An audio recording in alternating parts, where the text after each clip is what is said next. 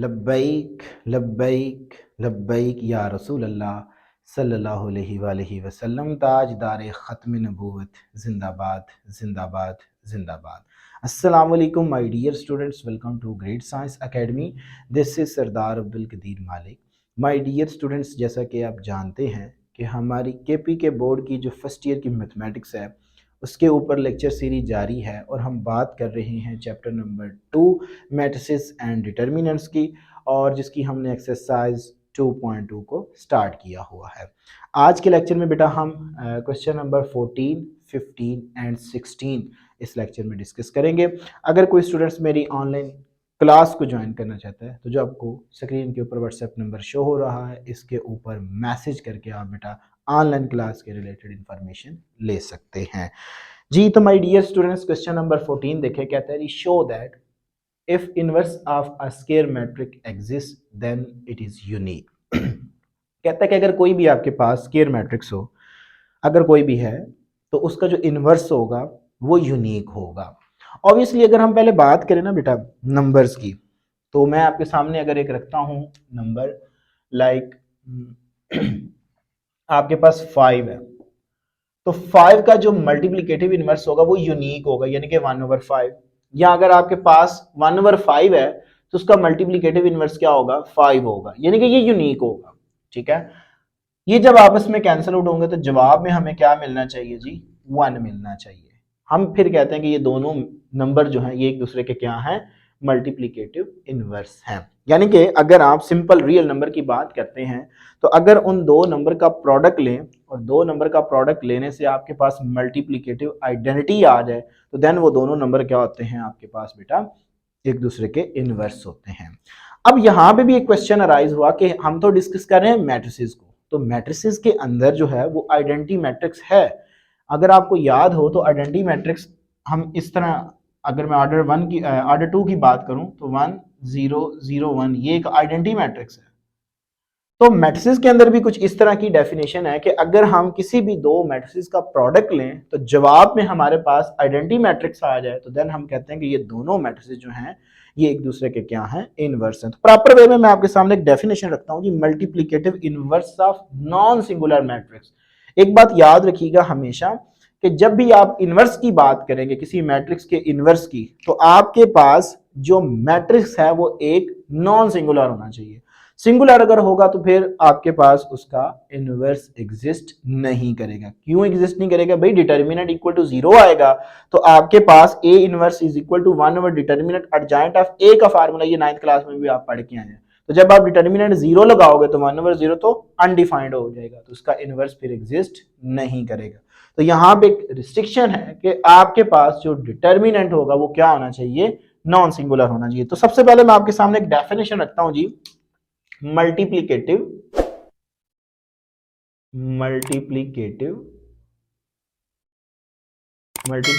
Inverse of two non singular matrix, two non singular matrices. ठीक है जी, आपके पास यहां पे दो नॉन सिंगुलर जो हैं वो मैट्रिक्स होना जरूरी है। अब मैं सबसे पहले इसके लिए इसकी अगर मैं डेफिनेशन करूं तो बेटा हम इसकी डेफिनेशन करते हैं जी, let A and B be any two square matrix of order of same order, इस तरह कह लें, ऑफ सेम ऑर्डर। यानी कि ये एक आपकी डेफिनेशन बता रही है कि अगर आप दो मैट्रिसेस ले रही हैं तो उनका ऑर्डर भी सेम होना चाहिए। स्केयर तो होंगे ही होंगे, स्केयर तो ऐसे भी हो सकता है कि एक अगर मैट्रिक्स ए है तो जो कि 2x2 है ये भी स्केयर है। अगर दूसरा बी मैट्रिक्स की बात की जाए तो वो 3x3 हो तो फिर बेटा वो आपके पास क्या होगा, वो भी तो स्केयर होगा। स्केयर कंडीशन नहीं है, कंडीशन ये है कि स्केयर तो ठीक है लेकिन आपके पास आगे जो मेन कंडीशन है वो ये है कि उनके ऑर्डर सेम होने चाहिए। 2x2 दोनों मैट्रिसेस का 2x2 ऑर्डर के होने चाहिए, 3x3 ऑर्डर के होने चाहिए, यानी कि स्क्वायर मैट्रिक्स होने चाहिए, दोनों का सेम ऑर्डर होना चाहिए। ठीक है। Let A and B any two square matrix of order same, इनका ऑर्डर सेम होगा, देन बेटा आपके पास क्या होगा, then A and B, then A and B are said to be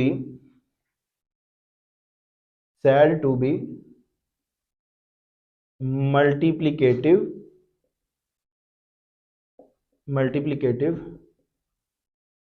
inverse of each other if, कि अगर मैं बेटा ए बी का प्रोडक्ट लूं या बी ए का प्रोडक्ट लूं तो आंसर में मेरे पास क्या आ जाए, आइडेंटिटी मैट्रिक्स आ जाए, देन ये दोनों मैट्रिक्स क्या होंगे, एक दूसरे के मल्टीप्लिकेटिव इनवर्स होंगे। तो ये बेटा आपके पास मैंने आपके सामने एक डेफिनेशन रखी कि आपके पास या भी let A B any two square matrix of same order, यहां पे आप बेटा एक चीज और फर्दर ऐड कर लें, क्योंकि मैंने डेफिनेशन किया multiplicative inverse of two non singular matrix की, तो two non singular matrix, two non singular square matrix, इस तरह डेफिनेशन कर लें, let A and B any two non singular matrix of same order, then A and B are said to be multiplicative inverse of each other if, अगर ये condition आपके पास बेटा fulfil हो जाए। चलें जी, ये बात एक हमें समझ आ गई कि मल्टीप्लिकेटिव इनवर्स क्या होता है, कि अगर हम दो नंबर्स का दो मैट्रिसेस का प्रोडक्ट ले तो जवाब में हमारे पास क्या आए, मल्टीप्लिकेटिव जो है दोनों नंबर का प्रोडक्ट लें तो जवाब में हमें क्या मिले, आइडेंटिटी मैट्रिक्स मिले, तो तब वो दोनों मैट्रिक्स क्या होंगे, एक दूसरे के मल्टीप्लिकेटिव इनवर्स होंगे। अब हम आते हैं अपने क्वेश्चन की जानब। ये तो हमने एक नंबर में भी देखा कि बेटा अगर आप 5 और 1/5 करते हैं तो 5 का मल्टीप्लिकेटिव इनवर्स क्या है, 1/5, तो ये एक यूनिक ही है, ठीक है। अब हम मैट्रिसेस के अंदर प्रूव करते हैं क्या ऐसा है। आप इसके सोल्यूशन पे आए तो सबसे पहले बेटा आप लेट करें, let A B a square matrix. आपके पास कोई ए जो है कोई स्क्वायर मैट्रिक्स है, हम यहां पे सपोज कर लेते हैं, सपोज बेटा इस तरह की जब स्टेटमेंट होती है, ये थ्योरम्स होते हैं तो हम इनको जर्नल प्रूव करते हैं, हम यहाँ पे कोई स्पेसिफिक मैट्रिक्स लेके नहीं प्रूव करते। Suppose that B and C are two inverses of matrix A. बेटा मैंने यहां पे ये सपोज कर लिया कि जो मैट्रिक्स ए है उसके दो इनवर्स एग्जिस्ट करते हैं, क्या ऐसा पॉसिबल है? अगर ऐसा पॉसिबल है तो फिर ये स्टेटमेंट गलत है, ठीक है।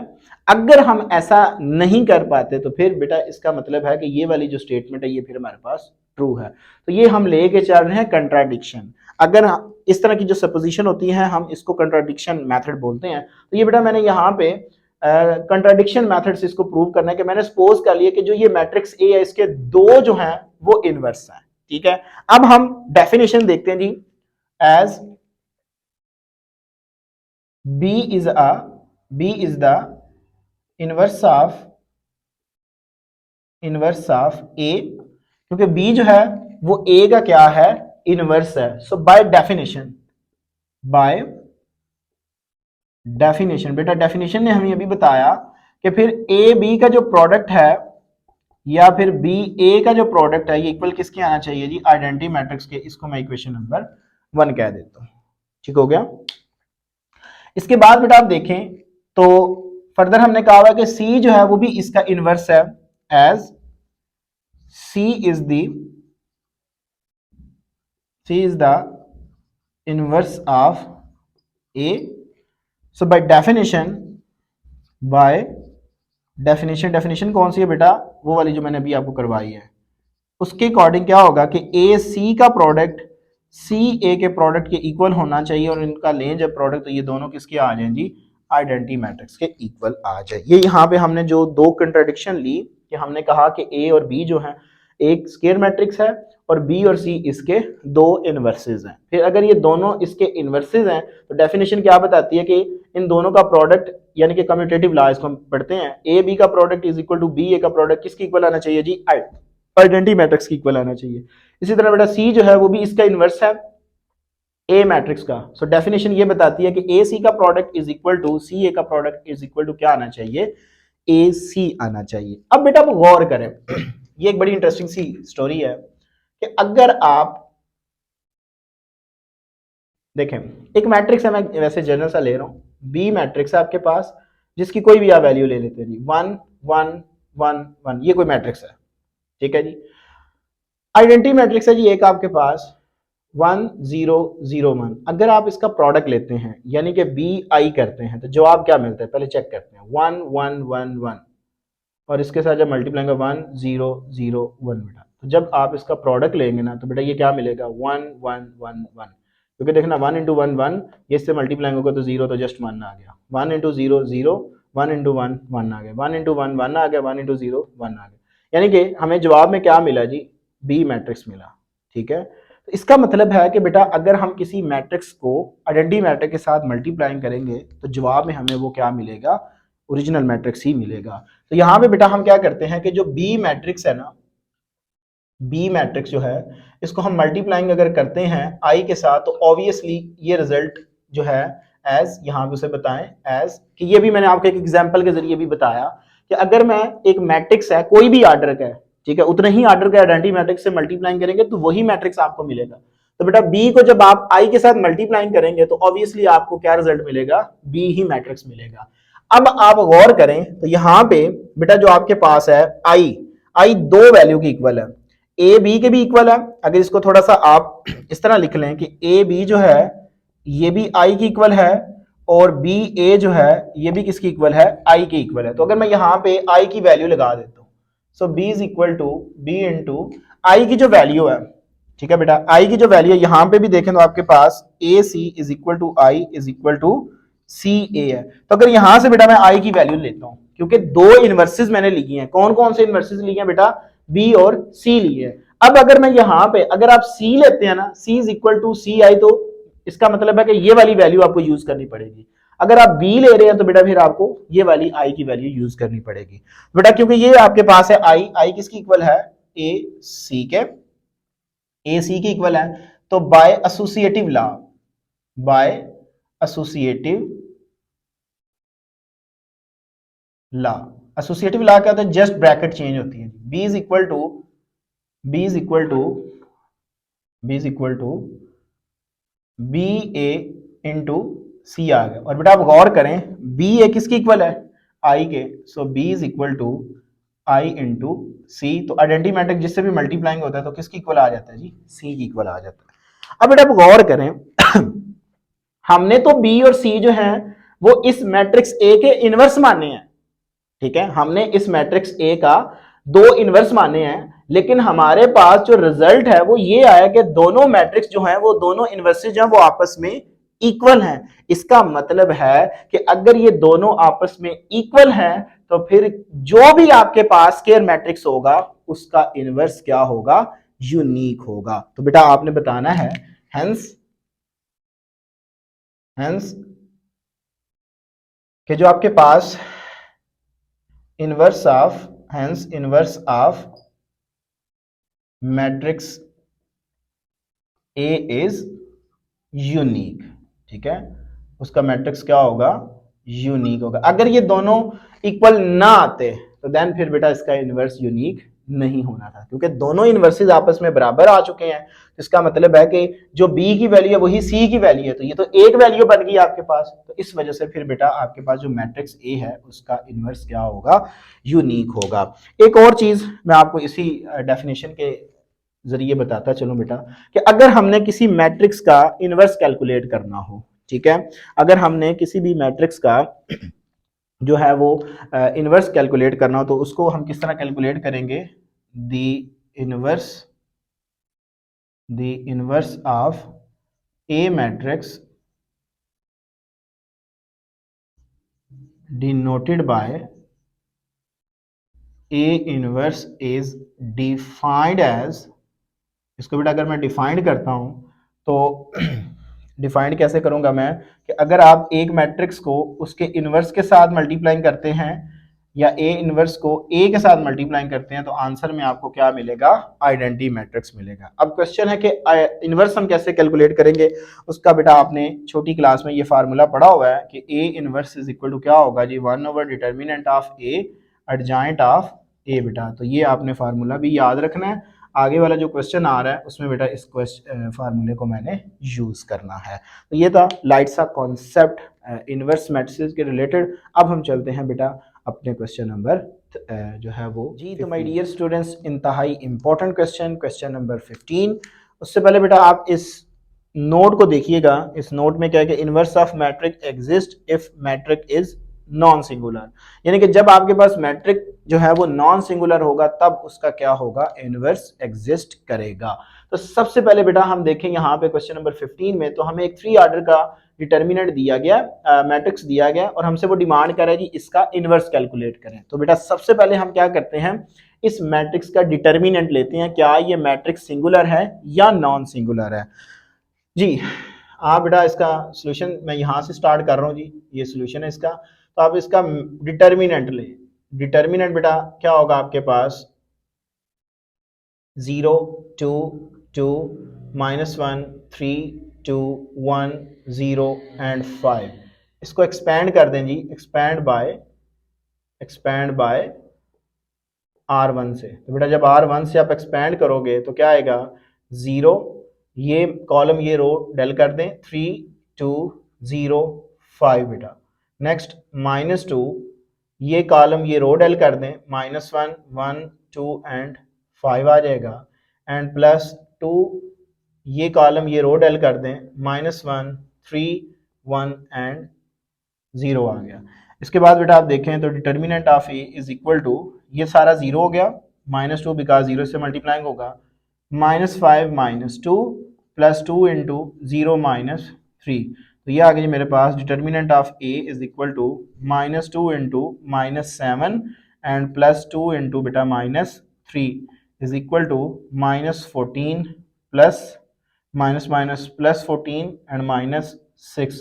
तो बेटा डिटर्मिनेंट जो ए है वो मेरे पास इक्वल आ गया जी 8 के, जो कि 0 नहीं है। हेंस ये पहले आप बताएं उसे, hence A is a non singular matrix, non singular. तो ये जो ए जो है वो मेरा क्या है जी, एक नॉन सिंगुलर है। अगर ये नॉन सिंगुलर है तो देन इसका क्या होगा जी, इनवर्स एग्जिस्ट करेगा। तो इनवर्स का बेटा मैंने आपको फार्मूला बताया जी, A inverse is equal to 1 over determinant of A adjoint of A बेटा। देखिए बेटा आपके पास जो एडजॉइंट की डेफिनेशन है वो ये है कि डायगोनल एंट्रीज जो हैं उनकी जगह चेंज कर दें, रिमेनिंग की साइन चेंज कर दें। तो ये जो कॉन्सेप्ट है ये बेटा हमारे पास है जी 2x2 ऑर्डर के मैट्रिसेस के लिए। बट अगर हमारे पास 3x3 4x4 5x5 यानी इससे बड़े ऑर्डर के आपके पास मैट्रिसेस आ जाए, तो जो उसका इनवर्स एडजॉइंट जो है वो कैलकुलेट अगर करना होगा तो उसके लिए हम बेटा कोफैक्टर मेथड का जो कॉन्सेप्ट है वो यूज करेंगे। तो बेटा हम यहाँ पे लेट करते हैं कि जो एडजॉइंट ऑफ ए है ये इक्वल है सी ट्रांसपोज के। अब ये सी क्या है, बेसिकली बेटा आपके पास एक सी ऐसा मैट्रिक्स है, एक ऐसा मैट्रिक्स होगा जिसमें हमारे पास 9 एलिमेंट्स होंगे। क्यों 9 एलिमेंट्स होंगे, क्योंकि ऑर्डर 3 का हमारे पास जो है वो एक मैट्रिक्स है। तो वेयर सी जो मैट्रिक्स है उसको हम डिफाइन करते हैं जी, एक सी मैट्रिक्स है जिसमें हमारे पास एलिमेंट्स क्या है जी, A11 A12 A13 A21 A22 A23 बेटा, A31 A32 A33। तो ये आपके पास एक मैट्रिक्स सी है। अगर मुझे इन सी की यानी कि सी की वैल्यू मिल जाए तो उसका मैं ट्रांसपोज लूंगा तो वो मेरे पास किसकी इक्वल आएगा, एडजॉइंट ए की इक्वल आएगा। अब ये A11 A12 A13 कैसे कैलकुलेट होंगे, तो ये हमने बेटा ऑलरेडी मेथड पढ़ा हुआ है कि हम क्या करेंगे, ये है कोफैक्टर मेथड। कोफैक्टर मेथड की जानब हम जाएंगे बेटा कि अगर मैंने A11 कैलकुलेट करना है, इससे मुराद है कि -1 रेज़ टू पावर 1 + 1 बेटा। हम क्या करते हैं, इसका हमने बेटा बेसिकली फार्मूला पढ़ा हुआ है कि जो आपके पास Aij है वो इक्वल होता है -1 raise to power i + j, और साथ में हमारे पास माइनर जो होता है वो आ जाता है जी i j का। तो अब बेटा ये क्या है आपके पास, आई जो है वो ith रो को रिप्रेजेंट करेगा और जेथ जो है वो जे कॉलम को रिप्रेजेंट करेगा। तो यहां भी हम क्या ले रहे हैं जी, 1 1। ए 1 1 से मुराद है कि जो आपके पास मैट्रिक्स ए है उसमें फर्स्ट रो और फर्स्ट कॉलम को जो है वो डेल कर दें, बाकी आपके पास जो एलिमेंट्स होंगे वो यहां पे लिख लें 3 2 0 एंड 5। बेटा ये बड़े आपने तवज्जो से बेटा लिखना है, मैं फिर इसकी वैल्यूज निकालता हूँ। नेक्स्ट आप अपनी वैल्यू देखें जी, a12 है, a12 क्या हुआ जी, -1 रेज टू पावर 1 + 2। अब इससे क्या मुराद है कि फर्स्ट जो आपके पास रो है और सेकंड जो आपके पास कॉलम है उसको डेल करना है आपने, बाकी एंट्रीज लिखना है जी -1 1 2 एंड 5। बेटा ये आ गई जी मेरे पास। इसके बाद बेटा a13 क्या होगा जी, -1 रेज टू पावर 1 + 3। अब first row third column del करेंगे, -1 3 1 एंड 0, ये आ गया जी मेरे पास।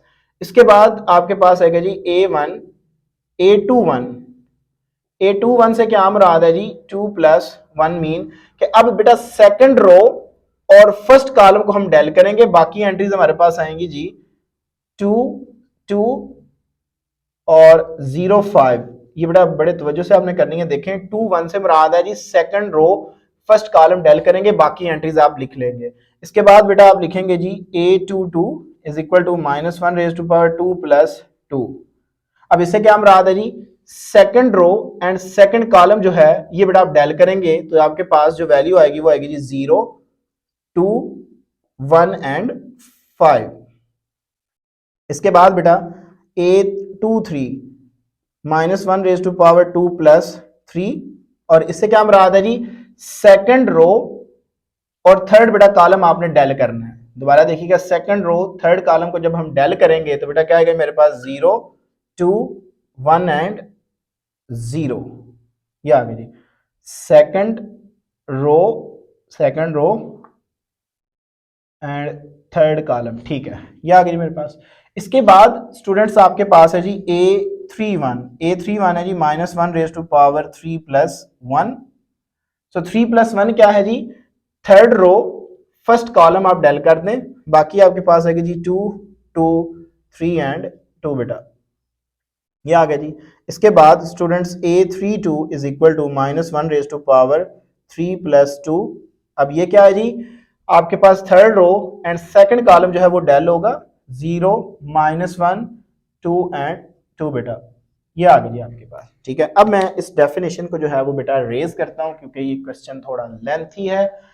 तो इस डेफिनेशन ने हमें बहुत कुछ चीजें जो हैं वो सिखाई हैं, तो इसको अब आपने अपने माइंड में रखना है बेटा, और इसके हम अब इसी कॉन्सेप्ट को हम यूज कर रहे हैं अभी।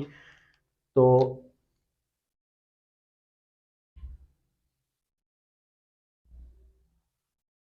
लास्ट पे आपके पास आएगा जी a33 is equal to -1 raise to power 3 + 3। तो थर्ड रो ये आपके पास थर्ड रो है और ये थर्ड कॉलम ये डेल कर दें 0 -1 2 एंड 3। बेटा ये आ जाएगा। अब हम इसकी वैल्यूज निकालते हैं सबकी। देखें ये आपके पास सबसे पहले यहां पे देखें आपके पास कौन सा साइन आएगा। देखें यहां पे तो आपके पास आ गया जी 1 + 1 2, इवन पावर होने की वजह से माइनस खत्म, ठीक हो गया।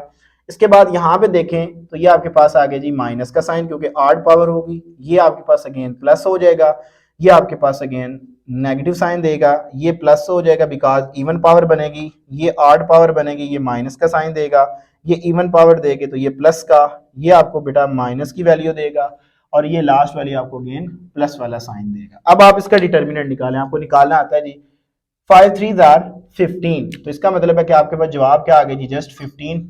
इसको मल्टीप्लाई करेंगे तो वो 0 हो जाएगा।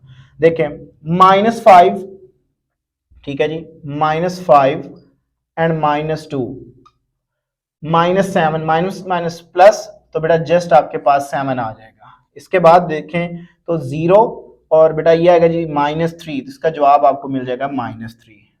5 2 10 और इसका बेटा आपको -10 आंसर मिल जाएगा क्योंकि ये 0 हो जाएगा।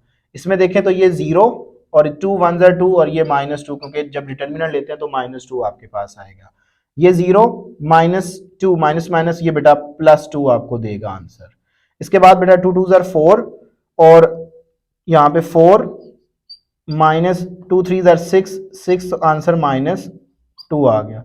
लास्ट वाले का आंसर देखें, ये जीरो माइनस टू, ये माइनस माइनस प्लस टू मुझे आंसर दे देगा। ठीक हो गया। आपके पास बेटा ये आ गया जी 15 minus 10 2, 15 minus 10 minus 7 and minus 3। Next बेटा आपके पास minus 10 minus 2 and 2 minus 2 minus minus 2। और बेटा ये आपके पास क्या आएगा, चेक कर लेते हैं इसको भी। लास्ट वाले देखें बेटा, आपके पास है जी 300 और प्लस 2 बेटा, ये आ जाएगा जी आपके पास। तो ये आएगा आपके पास, एक minute, third row and third row and second column, ये थर्ड रो है, ये सेकंड कॉलम है। 0 माइनस 1 2 एंड 2, ठीक है, 0 से 2 और प्लस का 2 आएगा जी। तो हमारे पास ये आ जाएगा, ये माइनस 2 कैसे आ रहा है, माइनस 1 3 प्लस 2, 3 प्लस 2, तो 3 प्लस 2 में बेटा आपके पास 0 2 माइनस 1 एंड 2, तो यस यस बेटा। तो ये आपके पास बेटा वैल्यू देगा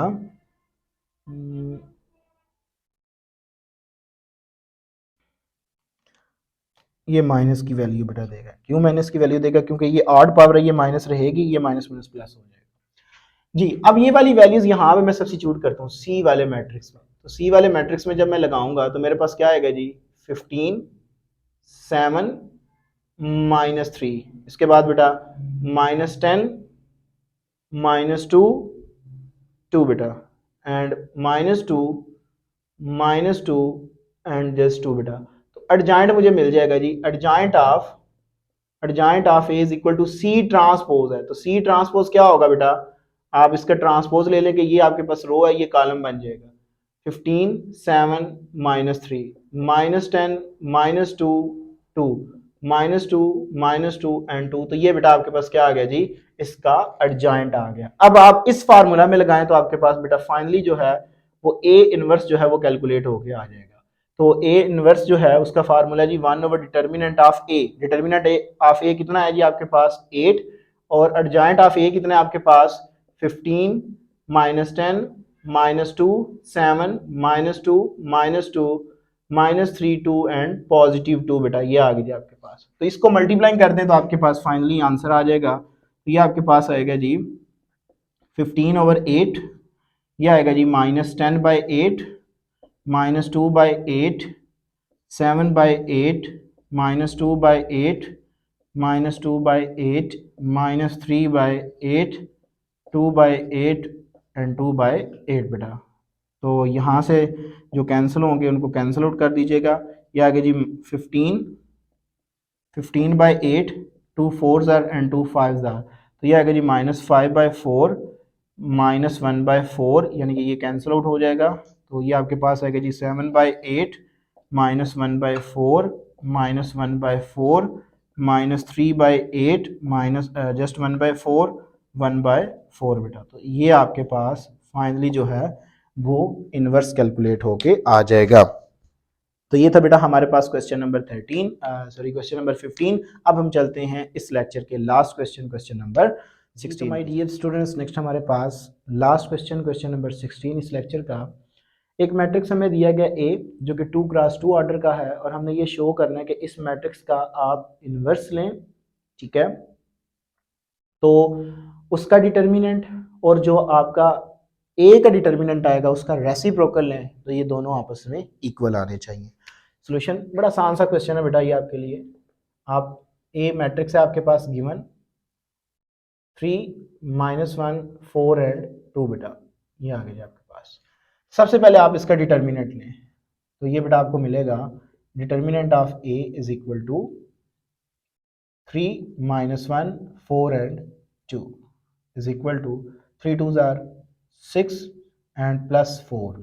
सो डिटर्मिनेंट ऑफ ए कितना आ गया जी मेरे पास 10 आ गया। ठीक हो गया। ए इनवर्स कैलकुलेट करें बेटा आप। A inverse is equal to 1 over determinant of A and adjoint of A बेटा। सो एडजॉइंट ऑफ ए जो है वो मेरे पास क्या आएगा जी, A inverse is equal to 1 over determinant of A कितना है जी मेरे पास 10, और एडजॉइंट क्या होगा कि डायगोनल एंट्रीज की जगह चेंज कर दें तो ये आपके पास आएगा जी 2 3, रिमेनिंग के साइन चेंज कर दें, ये +1 ये -4 होगा। ठीक हो गया। तो बेटा ये आ गया जी आपके पास A inverse is equal to, इसको इनसाइड मल्टीप्लाई करवा दें, 2/10 1/10 -4/10 एंड 3/10 बेटा, ये आ गया जी। तो मैट्रिक्स आपको मिल गया 1/5, यहाँ से ये कैंसिल आउट, और ये आएगा जी 2/5 माइनस रियल सॉरी बेटा, ये 1/10 ही रहेगा, ये आपके पास आएगा जी -2/5 एंड 3/10 आ गया जी, ये आ गया। अब आप इसका डिटर्मिनेंट लें बेटा, ए इनवर्स का डिटर्मिनेंट लें, क्योंकि देखिए आपने इसको प्रूव करना है। तो determinant of A inverse is equal to 1/5 1/10 minus 2/10 2/5 and 3/10, ये आ गया जी। इसका अगर मैं डिटर्मिनेंट लेता हूँ तो क्या जवाब आता है जी, देखते हैं। तो यह आएगा जी A inverse determinant is equal to, यह आएगा जी मेरे पास 1/5 इंटू 3/5 3/10 अपने से माइनस डायगोनल को डायगोनल के साथ -2/5 इंटू 1/10 बेटा, ये आ गया जी। तो ये आ गई मेरे पास 3/50 माइनस माइनस प्लस 2/50 बेटा। एलसीएम क्या आ गया जी 50, और 3 + 2 इज इक्वल टू 5/50, तो 5 1 ज़र 5 एंड 5 10 ज़र। तो बेटा आपके पास जो ए इनवर्स का डिटर्मिनेंट है ये इक्वल आ गया जी 1/10 के, इसको आप इक्वेशन नंबर 1 कह दें। अब आप देखें 1 ओवर डिटर्मिनेंट ऑफ ए, तो बेटा 1 ओवर डिटर्मिनेंट ऑफ ए किसकी इक्वल है, ये 1 और 10 डिटर्मिनेंट, इक्वेशन नंबर 2 आप उसे बताएंगे फ्रॉम 1 एंड 2 से हमें पता चला कि ए इनवर्स का जो डिटर्मिनेंट है ये इक्वल है 1 ओवर डिटर्मिनेंट ऑफ ए के, तो विच इज रिक्वायर्ड, यही बेटा मैंने साबित करना था, विच इज रिक्वायर्ड। तो इसी के साथ बेटा हमारा लेक्चर हुआ कंप्लीट। इस लेक्चर में बेटा मैंने आपके साथ क्वेश्चन नंबर 14 15 एंड 16 को डिस्कस किया। इन क्वेश्चंस के अबाउट बेटा किसी किस्म का कोई क्वेश्चन हुआ तो लाजमी कमेंट सेक्शन में बताइएगा, अपनी दुआ में याद रखिएगा। इंशाल्लाह तबारक तआला ज़िंदगी ने वफा की, इसी प्रोग्राम इसी चैनल पर आपके साथ दोबारा मुलाकात होगी, तब तक के लिए इजाज़त दीजिए। अस्सलाम वालेकुम।